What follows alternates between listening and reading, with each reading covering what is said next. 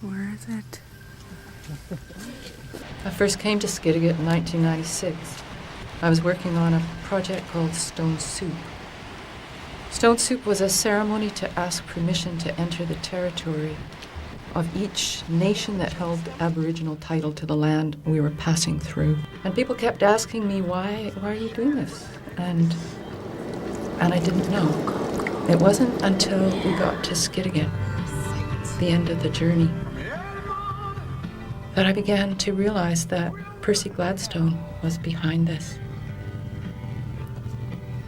I began to realize I was a conduit for something that needed to be said. We were on a journey, traveling.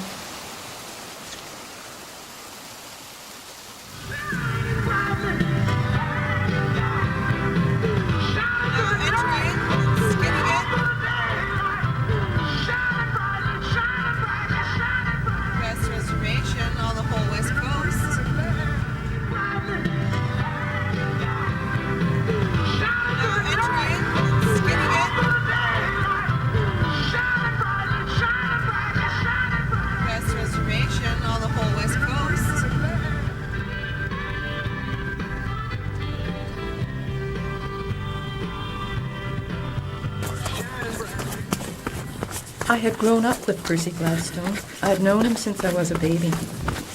He was a part of my family for 25 years, and he was an important influence. What are you guys doing? All up in there.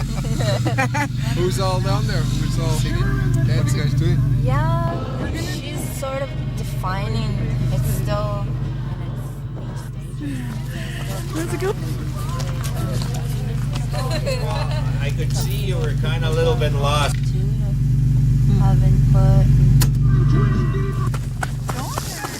I returned to Skidegate again and again because an idea was beginning to grow. I returned to Skidegate. I had a couple again and again pieces and ideas were beginning to just grow. A few fragments from my world. Where Percy had spent 25 years. But the rest of the pieces were in Skidegate, in the memories and in the hearts of people here. I began to think about gathering those fragments from these two different worlds together with the people who knew him and loved him to make a whole picture of Percy Gladstone, to make a dance theatre piece that remembered Percy, a memorial, an honoring of a great man.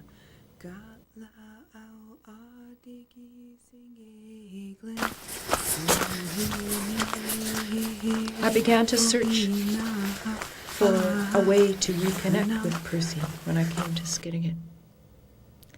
Guja introduced me to Gladys Gladstone. It was such a relief meeting Gladys, and knowing that she had been with him when he died. And she introduced me to many people, to the people in his family, to his nephew Clayton, and Clayton's son, Clay Jr., to his brother Phil and Phil's son Ernie. She introduced me to Melanie, who was his heir. Introduced me to B. Harley of his clan, and I met the elders at SHIP who told me many, many things. She introduced me to Diane Brown, who told me of his vision for the Haida people. It was as though everyone had a fragment, just a piece. Our families were connected through Percy. He was a navigator in the Second World War, drawing on those generations of Haida navigators. He was a great navigator. After the war, he went to the University of British Columbia, and he became a student of my father's, who was teaching economics there. He started as a student, and then he became a research assistant through Percy. He was a war hero. Then they began collaborating on projects. He was a navigator many years in the Second World War. Became very close friends. In the early years of restarting Council of the Haida Nation, we had asked for some help from people like Percy Gladstone. But I knew something like this was coming. But he credits him with inspiring him to be into Native. He was one of the originators. Yeah. inventors or architects. Yeah. And to the land that he But he credits him with inspiring him to be into native poetry. I began to try to draw the vision as it unfolded from what I was learning.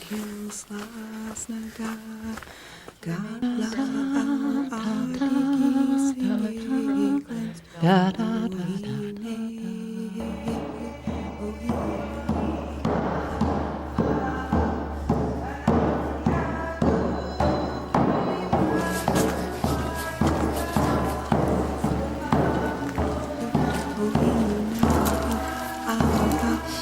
Is that the Haida believed that the sky was like a tent, like a big skin or tent. And the other thing they believed strongly in was a center pole. the concentric circles of ripples moving out from the individual man to his family, to his clan, to his community, skidegate, and to the land that choreographic structure for this memorial to be created with Haida dancers and singers and speakers. Dancers for these masks.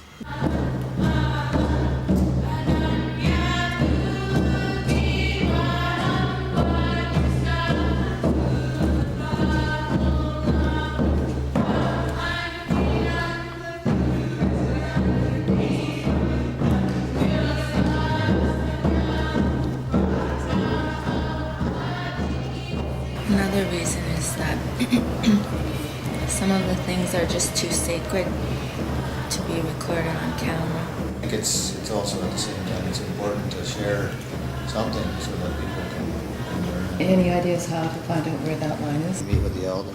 You know, when you come back the next go around and you're ready to start testing it, then share with them what you want. Trying to find out where that line is.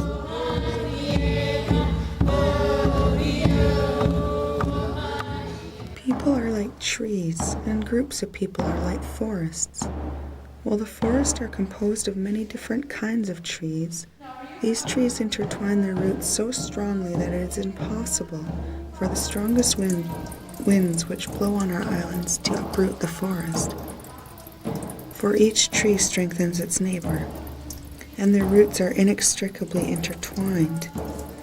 In the same way that the people of our islands, composed of members of nations and races from all over the world, are beginning to intertwine their roots so strongly that no troubles will affect them.